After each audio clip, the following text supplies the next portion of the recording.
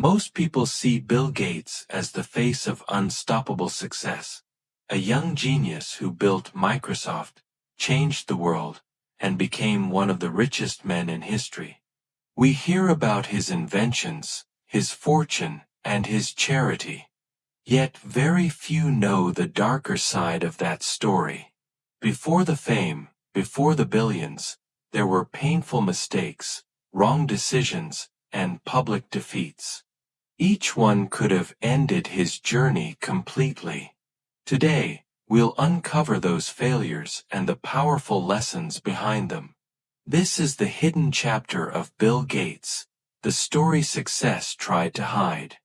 Bill Gates, the name itself has become a symbol of innovation, wealth, and intelligence. As the co-founder of Microsoft, he transformed the way people live and work, putting personal computers into millions of homes and offices around the world. Yet, long before he became a household name, Gates was just a curious young man obsessed with technology, facing challenges far greater than lines of code or business rivals. Behind every success headline was a moment of doubt, a wrong decision, or a painful lesson. Gates wasn't born a genius leader.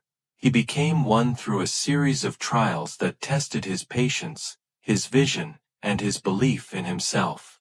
These failures weren't small mistakes. They were storms that could have ended his career before it began. This story isn't just about the evolution of technology. It's about the resilience of a human being learning to navigate failure. From his first company that collapsed before earning a single dollar, to strategic missteps that almost destroyed Microsoft's reputation, each failure shaped the person he would become. Gates's journey shows that success isn't a straight line. It bends, falls, and sometimes breaks, only to rebuild stronger. In this episode, we'll explore 5 of Bill Gates's biggest failures, each one a turning point that forced him to rethink his choices and redefine his goals. Through these stories, you'll see that even one of the world's greatest visionaries faced moments of loss, regret, and uncertainty. Yet, what truly matters is not how many times he fell, but how he rose again with sharper focus and deeper wisdom. Because in the end, every mistake brought him closer to the innovation that would change history, and to the lessons that continue to inspire millions around the world. In 1972, a 17-year-old Bill Gates and his close friend Paul Allen were already dreaming far beyond their high school classrooms. While most teenagers were busy with sports or parties, these two were buried in computer manuals, fascinated by how machines could process information. Out of that obsession came their very first business idea, a small company called Trafo Data. The concept sounded brilliant. They wanted to build a machine that could read raw traffic data from rubber tubes placed on roads, analyze it, and help local governments manage traffic flow more efficiently. It was the early 1970s, long before the world had heard of personal computers, and their idea seemed revolutionary. Gates and Allen designed both the hardware and the software, a remarkable feat for 2 teenagers working in a garage. But as they soon discovered, innovation alone doesn't guarantee success.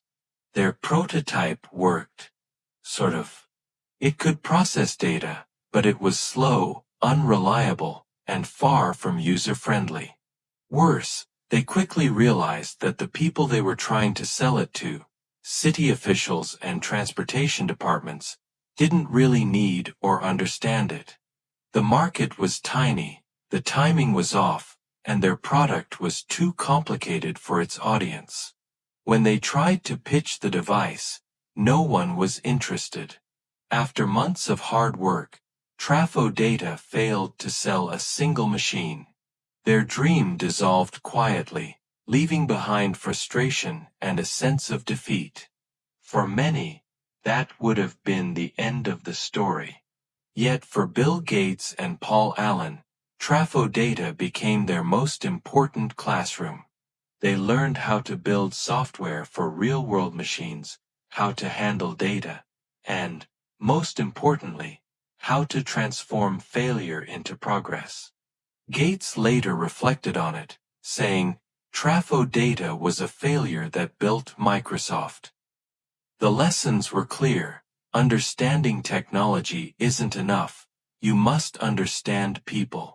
Trafo data taught them that successful innovation depends not only on coding skills but also on timing, practicality, and empathy for the user. Just a few years later, when a new computer revolution began, Gates and Allen were ready. They had already made their first mistakes and learned how to turn them into stepping stones toward one of the greatest companies in history. In the early 1990s, the digital world was changing faster than ever. The Internet, once a quiet network used mostly by scientists and universities, was starting to open its doors to the public. A few young visionaries saw it as the next great revolution, a global web that would connect everyone and everything. Yet, surprisingly, Bill Gates didn't. At that time, Microsoft ruled the computer world. Windows was everywhere, and Gates believed the personal computer itself, not the Internet, would remain the center of innovation. In his eyes, software installed directly on machines was the key to the future. The Internet. Just a side tool, interesting but limited. That overconfidence blinded him. While Gates focused on refining Windows and Office, new companies began rewriting the rules of the game. Netscape launched its web browser, and people suddenly realized the Internet wasn't a passing trend, it was the new frontier. Meanwhile, small startups like Yahoo and later Google were being born, fueled by the idea that information should live online, not just on a desktop. When Gates finally understood what was happening, the Internet boom had already taken off. In 1995, he sent a famous memo to his employees titled, "The Internet Tidal Wave." It was both a warning and a confession.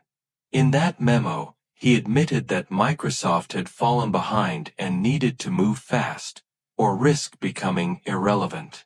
The company scrambled to develop Internet Explorer, hoping to catch up to Netscape.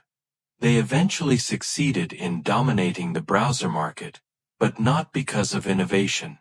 Rather, because of Microsoft's sheer power and resources. For Gates, this was a painful lesson in humility. He later acknowledged that underestimating the Internet was one of his greatest strategic mistakes. The world had shifted right under his feet, and for once, the master of technology had been slow to see it coming. This failure revealed something profound. Even geniuses can become trapped by their own success. Gates had built Microsoft on the idea of software supremacy, and that very belief made him blind to the next revolution. Sometimes, the biggest risk isn't failing, it's refusing to see that the world has already changed. By the mid-1990s, Microsoft was not just successful, it was untouchable. The company controlled over 90% of the world's desktop computers. Windows had become the default operating system, and Microsoft Office was essential for businesses everywhere. Bill Gates, now one of the most powerful figures in technology, believed his company's dominance was the result of hard work, smart strategy, and fair competition. Yet, regulators saw something different. A giant that had grown too powerful. In 1998, the U.S. Department of Justice and 20 state attorneys general filed an antitrust lawsuit against Microsoft. They accused the company of using its power to crush competitors, particularly by bundling Internet Explorer with Windows, making it nearly impossible for rivals like Netscape to survive. The case became one of the most dramatic legal battles in corporate history. During the trial, Gates was called to testify. Many expected a calm, visionary leader, but what they saw instead shocked the public. His testimony was combative, defensive, and at times sarcastic. He argued that Microsoft was simply competing fiercely, not unfairly. Yet, his tone, cold and dismissive, made him appear arrogant and untrustworthy. Clips of his deposition circulated widely, painting him as a brilliant but ruthless businessman who cared more about control than innovation. In 2001, the court ruled that Microsoft had indeed violated antitrust laws. The company avoided being broken up, but the damage was already done. Gates's public image suffered tremendously. For the first time, he wasn't seen as a genius innovator but as the embodiment of corporate greed and monopoly power. This legal battle shook the foundations of Microsoft's empire and changed Gates forever. He realized that power, once unchecked, could destroy everything he had built. The experience forced him to rethink what leadership truly meant. He began to step back from daily control of Microsoft, focusing instead on collaboration, humility, and long-term vision. In later interviews, Gates admitted that the trial taught him to listen more and lead with empathy rather than dominance. The antitrust case became more than a corporate crisis, it was a personal awakening. From that point on, Bill Gates started shifting from being a warrior of competition to a thinker of global impact, a transformation that would redefine his legacy in the years to come. In 1997, the world watched Apple gasp for air. The company that once ignited the personal computer revolution was now weeks away from bankruptcy. Its products weren't selling, its leadership was chaotic, and its rival, Microsoft, stood tall as the undisputed king of software. Then, in a twist no one expected, Bill Gates stepped in and saved his biggest competitor. Through a surprise announcement at the Macworld conference, Gates revealed that Microsoft would invest $150 million in Apple and continue developing software for the Macintosh. The crowd of Apple loyalists booed when Gates appeared on the big screen via satellite. To them, he was the villain, the enemy who had crushed Apple's spirit. Yet Gates smiled calmly, saying it was time for both companies to move forward together. At the time, most analysts thought he had lost his mind. Why rescue a dying rival? Why help a company that had mocked Microsoft for years? Gates defended the decision as strategic. Microsoft needed Apple alive to avoid further antitrust scrutiny and to maintain competition in the industry. In his eyes, supporting Apple was good for technology as a whole. Yet, history had its own sense of irony. Just a few years later, under Steve Jobs' leadership, Apple roared back with the iPod, iPhone, and MacBook. Its brand became the symbol of innovation and elegance, while Microsoft's dominance began to fade. Gates's $150 million rescue turned into a reminder of timing's cruel precision. He had invested when Apple was weak, not when it was ready to rise. Though Microsoft earned little direct profit from that move, the lesson was invaluable. Gates later reflected that good intentions aren't enough if timing and vision aren't aligned. You can make the right decision for the wrong reasons, or at the wrong moment, and still lose the reward.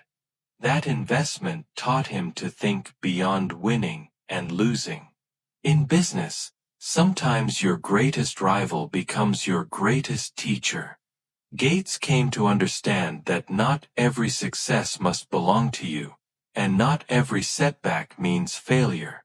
Apple's resurrection reshaped the tech world, but it also reshaped Bill Gates's understanding of humility, collaboration, and the unpredictable rhythm of innovation. At the height of its power, Microsoft seemed unstoppable. Its software ran on nearly every computer in the world, and its profits soared higher each year. Yet, success has a quiet danger. It can make even the smartest minds slow to adapt. As the world shifted toward mobile phones and cloud computing in the 2000s, the empire that Bill Gates built began to lose its edge. When Apple launched the iPhone in 2007, the world changed overnight.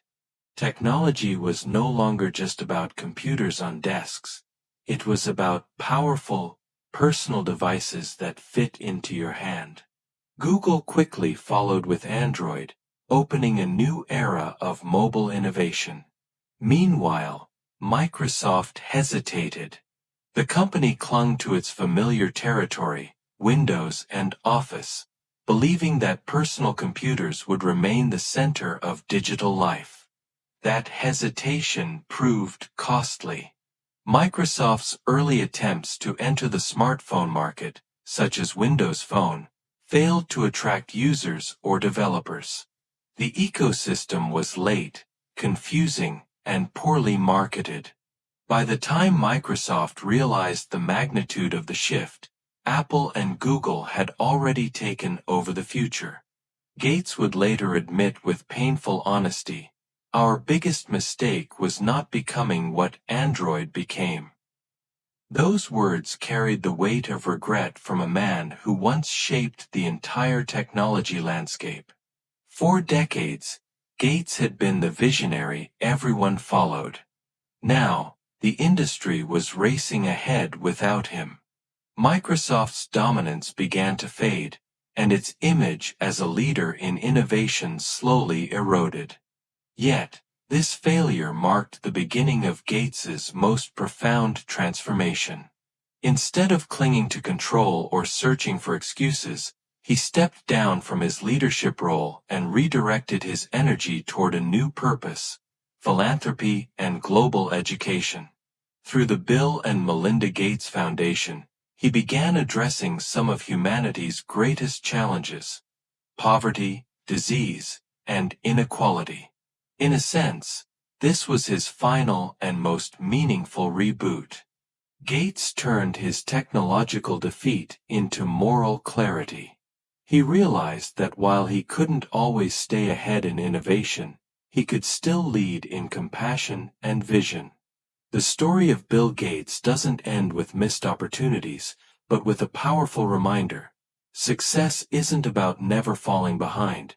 It's about knowing when to rise again and use what you've learned to make the world better. 5 stories. 5 scars on the life of a man the world once thought was flawless. Each failure, once painful and humiliating, became a teacher, silent but powerful. Trafodata taught Bill Gates about beginnings, that passion and ideas mean little without understanding people's needs. The internet mistake reminded him that even visionaries must stay humble and open to change. The antitrust trial stripped away arrogance and taught him the strength of humility. The Apple investment revealed that timing and perspective can be just as important as intelligence. And the stagnation at the top showed him that comfort is the enemy of innovation. These lessons didn't just shape the story of Microsoft. They shaped the story of a man who learned faster from failure than most people ever do from success. Gates didn't build his legacy by avoiding mistakes. He built it by facing them, dissecting them, and turning them into wisdom. For English learners, there's something deeply human in this story. Learning a language, like building a company, is a long journey full of trial and error. You'll mispronounce words, forget grammar, and get frustrated, but every mistake is proof that you're moving forward. Gates's journey reminds us that mastery doesn't come from perfection. It comes from persistence, reflection, and courage. Bill Gates's life teaches one universal truth. Failure is not the opposite of success, it is part of it. The true danger lies not in falling, but in refusing to rise again. So, as you listen to this story in English, remember what it really means. Every challenge, every misunderstanding, every moment of doubt, they are not signs of weakness but the seeds of growth. Because sometimes, the light that guides you forward is not success itself, but the flame that failure leaves behind, a torch burning quietly, waiting for you to pick it up and keep going.